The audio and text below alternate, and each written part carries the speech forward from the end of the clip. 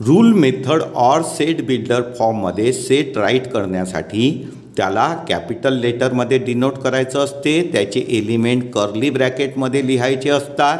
सगळेचे सगळे एलिमेंट न लिहिता एक एलिमेंट व्हेरिएबलच्या फॉर्ममध्ये लिहायचा असतो, त्याच्यासमोर व्हर्टिकल लाईन किंवा कोलन द्यायचं असते आणि त्याची प्रॉपर्टी लिहायची असते.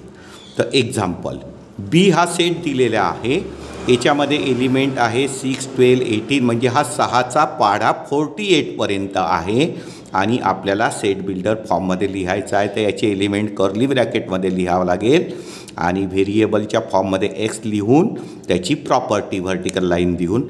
तर हा कितीचा मल्टिपल ऑफ 6 आहे म्हणून x = 6n लिहायचं. n काय आहे? नॅचरल नंबर आहे, पाढा 48 पर्यंत आहे म्हणून यांची व्हॅल्यू 9 पेक्षा लेस.